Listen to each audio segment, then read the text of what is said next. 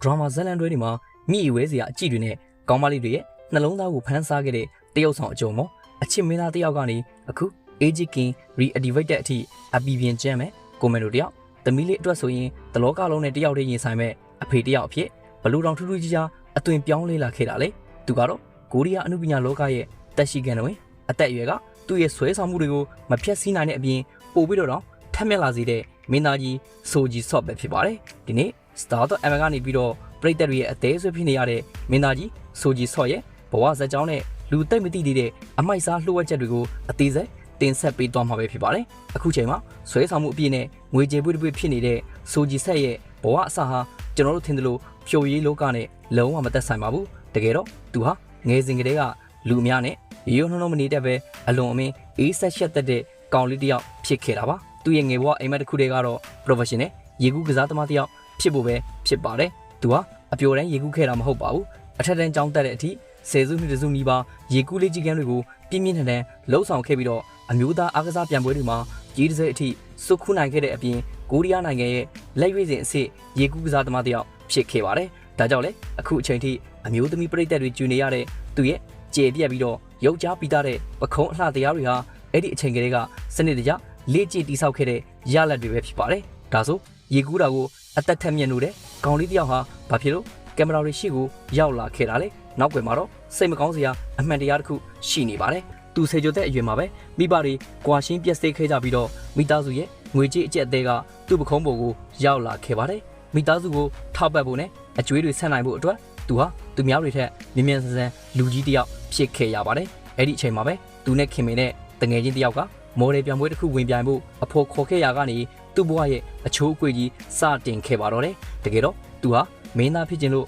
မော်ဒယ်လုပ်ခဲ့တာမဟုတ်ပါဘူးနာမည်ကြီးဟေဟော့ဆိုတော့ကင်ဆောင်ဂျီရဲ့ဘေးနားမှာမော်ဒယ်အဖြစ်ရက်ပြီးတော့ဓာတ်ပုံရိုက်ခွေးရရင်ပတ်စံအလွယ်တကူရမယ်အဲ့ဒီပတ်စံနဲ့မိသားစုကိုထောက်ပံ့နိုင်မယ်ဆိုတဲ့ရိုးရှင်းတဲ့ရည်ရွယ်ချက်တစ်ခုတည်းနဲ့ဝင်ပြိုင်ခဲ့တာပါကံကောင်းချင်တော့မော်ဒယ်ပြိုင်ပွဲမှာသူရွေးချယ်ခံခဲ့ရပြီးတော့1995ခုနှစ်မှာ Strong ဆိုတဲ့အဝတ်အထည်အမှတ်တရရဲ့မော်ဒယ်အဖြစ်စတင်ပွဲထွက်ခဲ့ပါတယ်ဒါပေမဲ့သူ့ရဲ့ရည်မှန်းချက်ဖြစ်တဲ့အဆိုတော့ကေဆောင်ကြီးကကန်ဆိုးစွာနဲ့ပဲရုတ်တရက်ကွယ်လွန်သွားခဲ့တဲ့အတွက်အမှတ်တရရဲ့ကုမ္ပဏီကဆိုဂျီဆော့ကိုအဓိကမော်ဒယ်အဖြစ်အစားထိုးအသုံးပြုခဲ့ပါတယ်ဒီလိုနဲ့မော်ဒယ်လောကကနေတစ်စစ်သူ့ရဲ့ပြန်ဘက်ကင်းတဲ့အရေးချင်းတွေကိုရုပ်တံဒရိုက်တာတွေကသတိထားမိသွားပြီးတော့1996ခုနှစ်မှာတော့ Three Guy and Three Girls ဆိုတဲ့ဇာတ်ကားမှာပါဝင်ခွင့်ရရှိကတရုတ်ဆောင်လောကတွေကိုခြေလန်းစတင်လှမ်းနိုင်ခဲ့ပါတော့တယ်တရုတ်ဆောင်လောကတွေရရောက်ချင်းမှာပဲအောင်မြင်မှုကဆိုဂျီဆော့စီကိုအလွယ်တကူရောက်မလာခဲ့ပါဘူးသူဟာပွဲဥထွက်ပြီးနောက်ပိုင်းနှစ်ပေါင်းများစွာအထိဇက်ပိုနီယာတွေဘီလီနီယာတွေနဲ့လူမသိသူမသိဇက်ကားငယ်လေးတွေမှာပဲရုန်းကန်ခဲ့ရပါတယ်အဲ့ဒီအချိန်က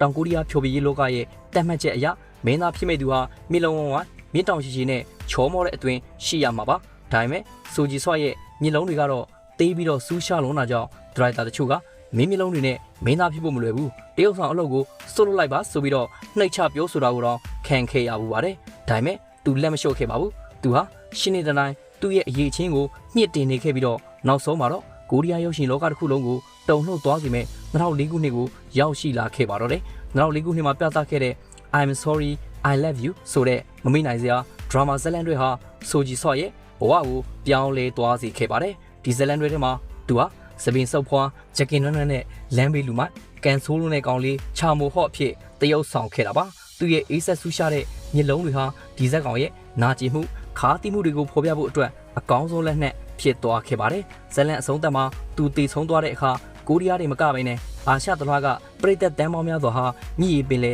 ေဝေခဲ့ကြရပါတယ်ချာမိုဟော့ရဲ့ဝတ်စုံနဲ့သပင်ပုံစံဟာအာရှတစ်ခွင်မှာအကြီးအကျယ် trend ဖြစ်သွားခဲ့ပြီးတော့ဆိုဂျီဆော့ဟာလည်းအာရှရဲ့အလွမ်းမင်းသားအဖြစ်တဟုန်လုံးနာမည်ကြီးလူကြိုက်များလာခဲ့ပါတော့တယ်မင်းသားကြီးဆိုဂျီဆော့ရဲ့ထူးခြားချက်ကတော့ဝမ်းနေစရာဇက်ရုပ်တွေမကဘဲနဲ့ပိုပါဇက်ရုပ်တွေကိုပါတရုပ်ဆောင်နိုင်တာပါစစ်မှုထမ်းပြီးနောက်ပြန်လာတဲ့အချိန်မှာသူဟာရုပ်ရှင်ရောဇလန်တွဲတွေမှာဇက်ရုပ်မျိုးစုံကိုပြောင်းလဲတရုပ်ဆောင်ခဲ့ပါတယ်အထူးသဖြင့်2013ခုနှစ်မှာမင်းသမီးကောင်းဟျိုဂျင်းနဲ့တွဲဖက်တရုပ်ဆောင်ခဲ့တဲ့ Master Sense ဆိုတဲ့ကမ္ဘာကျော် horror romance ဇလန်တွေဟာသူ့ကိုတော်ဝန်စတာအဆင့်မှာအခိုင်အမာကြောက်ချရက်တီစေခဲ့ပြန်ပါတယ်ကက်စီနေပြီးတော့မာနာကြီးရဲ့ shopping mall ပိုင်ရှင်တထေးကြီးဂျိုဂျွန်ဝန်းရဲ့လက်ဟန်ချေဟန်ဟာယနေ့အထိပြည်သက်တွေရဲ့ရင်ထဲမှာနေရာယူထားဆဲဖြစ်ပြီးတော့ဒီဇက်ကားနဲ့ပဲသူဟာဒရမာဘရင်အဖြစ်တက်မှတ်ခြင်းကိုခံခဲ့ရပါတယ်ဒရမာတွေရိုမတ်တွေနဲ့ပြည်သက်ကိုဖန်ဆားခဲ့တဲ့မင်းသားကြီး ဆိုဂျီဆော့ဟာမကြာသေးမီကပဲသူတခါမှမလုပ်ဘူးတဲ့အမှောင်ဘက်ချန်ကသွေးအရှင်ဇက်ရုံမျိုးနဲ့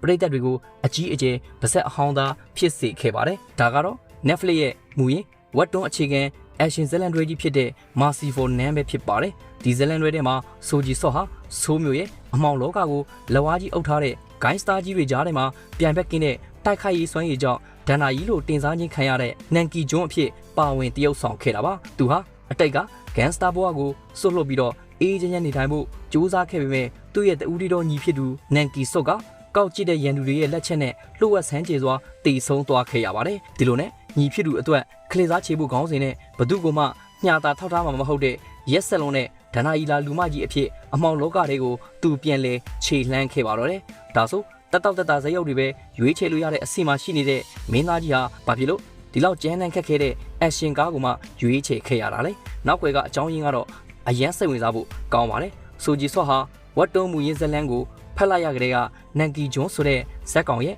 ပြေးကျက်တည်ငြိမ်မှုရင်းတွေကနာကြီးမှုနဲ့ညှာတာမှုကင်းမဲ့တဲ့ပုံစံကိုအလွန်အမင်းသဘောကျသွားခဲ့တာပါငါအသက်အရွယ်နဲ့အရှင်ကားအကြီးစားတွေကိုတရုပ်ဆောင်မှုဆိုတာနောက်ထပ်အခွင့်အရေးရချင်မှရတော့မှာဒါကြောင့်ဒီဇက်ကောင်ကိုငါဘဝရဲ့အကောင်းဆုံးအရှင်ပြကွက်တွေနဲ့ပုံဖော်သွားမယ်ဆိုတဲ့ပြင်းပြတဲ့ဆန္ဒကြောင့်ဒီဇက်ကားကိုလက်ခံခဲ့တာဖြစ်ပါတယ်ဒီဇက်ကားအတွက်ဆိုဂျီဆော့ဟာသူ့ရဲ့ခန္ဓာကိုယ်ကိုပုံမူတောက်တင်းခိုင်မာလာအောင်ဂျင်မှာပြင်းပြင်းထန်ထန်ပြန်လေလေးကြည့်ခဲ့ရသလိုစတန်ကြောင်းမှာလည်းလာနဲ့ချီပြီးတော့ဓာတ်ကုတ်ကွက်တွေလက်ဝဲကွက်တွေကိုတနည်းကိုနိုင်ပေါင်းများစွာအပတ်တကုတ်လေးကြည့်ခဲ့ပါတယ်ဒါကြောင့်လေဇက်ကားတွေကတကယ်အစ်အမှန်စီဂျင်တို့တိုက်ခိုက်ရေးအခန်းတွေမှာစတက်လူစားမသုံးမဲနဲ့သူ့ရဲ့ရုပ်ကြားပြီးသားတဲ့ပခုံးကျဲကြီးတွေထက်မြက်တဲ့ဓာတ်ချက်တွေနဲ့ပရိသတ်တွေကိုအသက်ရှူမှားလာအောင်ညှို့ယူနိုင်ခဲ့တာပဲဖြစ်ပါတယ်လက်ရှိမှာတော့ပရိသတ်တွေအသေးဆွဲဖြစ်နေတဲ့ Aging Reactivated ဇလန်တွေဟာလက်ရှိမှာတော့အရှင်လောကကိုအကြီးအကျယ်လှုပ်ခတ်လို့နေပါတယ်တမယိုးကြ Aging ကားတွေလိုမဟုတ်ဘဲနဲ့ဒီဇလန်တွေမှာ Aging ဟာအနားယူပြီးတော့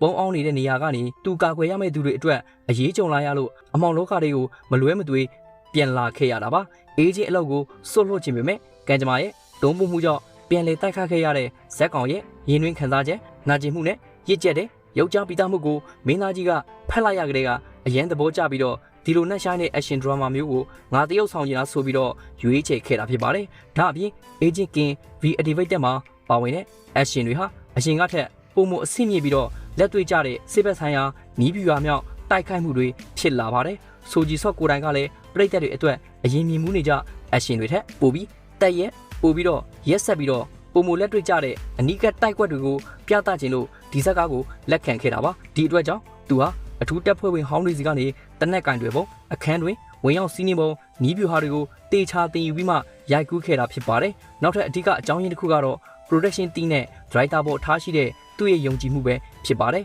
Aging King Reactivated ကိုရုပ်ထွက်ပိုင်းရောဇလန်ပိုင်းမှာနိုင်ငံတကာအဆင့်မီအောင်ဖန်တီးမဲ့အဖွဲ့အစည်းဖြစ်တာကြောင့်ငါရဲ့အမှုပညာတက်တန်းရေးချက်မှုကိုဒီအဖွဲ့နဲ့ပေါင်းပြီးတော့အကောင်းဆုံးအရှင်မှတ်တိုင်တစ်ခုအဖြစ်ချပြမယ်ဆိုတဲ့စိတ်နဲ့ပူပေါင်းခဲ့တာပဲဖြစ်ပါတယ်ရုပ်ရှင်တွေထဲမှာပဲဖြစ်ပြင်ပမှာပဲဖြစ်အေးဆက်တည်ငြိမ်ပြီးတော့ရုပ်ကြားပီတာလုံးတာကြောင့်ကိုရီးယားရဲ့အလိုချင်ဆုံးအမျိုးသားစီးရင်ထဲမှာနှစ်ပေါင်းများစွာထိတ်ဆုံးကပါဝင်ခဲ့တဲ့မင်းသားကြီးဆိုဂျီဆော့ဟာ2018ခုနှစ်တုန်းကသူ့ရဲ့ BV ဇက်ကားအတွက်ရုပ်သံအင်တာဗျူးတစ်ခုတွားရောက်ဖြေကြားခဲ့ရကနေအဲ့ဒီအစီအစဉ်ရဲ့တင်ဆက်သူအဖြစ်ဆောင်ရွက်ခဲ့တဲ့အသက်18နှစ်ခန့်ငယ်ရွယ်ပြီးတော့လှပထက်မြက်တဲ့ရုပ်သံအစီအစဉ်တင်ဆက်သူလေးဂျိုအွန်ဂျင်နဲ့စတင်တွေ့ဆုံခဲ့တာဖြစ်ပါတယ်အဲ့ဒီအင်တာဗျူးမှာတင်မင်းသားကြီးဟာဂျိုအွန်ဂျန်ရဲ့ချစ်စရာကောင်းပြီးတော့တွက်လိုက်တဲ့ပုံစံလေးကိုမြင်မြင်ချင်းသဘောကျသွားခဲ့ပြီးတော့တိတ်မကြခင်မှာပဲသူတို့နှစ်ဦးဟာလူမသိသူမသိအေးချမ်းချမ်းတွေ့ဖက်ခဲ့ကြပါတယ်သူတို့နှစ်ဦးဟာ2020ပြည့်နှစ်ကိုဗစ်ရောဂါကာလအတွင်းမှာပဲတရားဝင်လက်ထပ်ထိန်းညာခဲ့ကြပါတယ်ဒါပေမဲ့ထိတ်တန့်တော့စတာတယောက်ဖြစ်တဲ့ဆိုဂျီဆော့ဟာတခြားသူတွေလို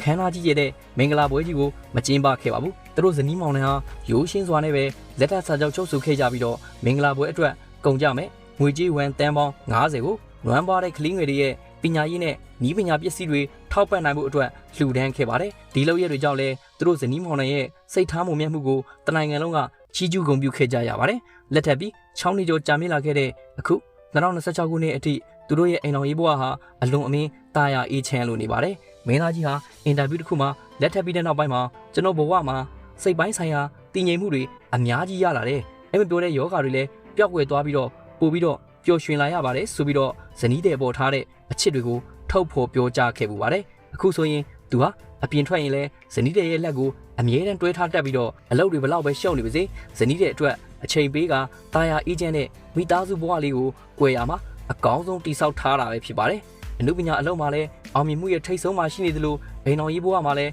စံပြဖြစ်လာအောင်အေဂျင့်လုံးနဲ့မင်းသားကြီးဆိုကြီးဆော့ကတော့တကယ်ကိုအားကျစရာရုပ်ကြကောင်းတယောက်ပါပဲကဲစတာတော့ MM ပရိသတ်ကြီးကတော့မင်းသားကြီးဆိုကြီးဆော့ရဲ့ဇက်ကားတွေထဲမှာဘယ်ဇက်ကားကိုအကြိုက်ဆုံးလဲဆိုတာကိုကွန်မန့်မှာရေးသားခဲ့ပေးကြပါဦးနော်အခုလို့စိတ်ဝင်စားစရာအမှုပညာရှင်တွေရဲ့အကြောင်းတွေကိုဆက်လက်ကြည့်ရှုနိုင်ဖို့အတွက်ကျွန်တော်တို့ရဲ့ Star.MN Channel လေးကိုလည်း Like နဲ့ Subscribe လုပ်ဖို့မမေ့ပါနဲ့အောင်နော်အားလုံးကိုကျေးဇူးတင်ပါတယ်ခင်ဗျာ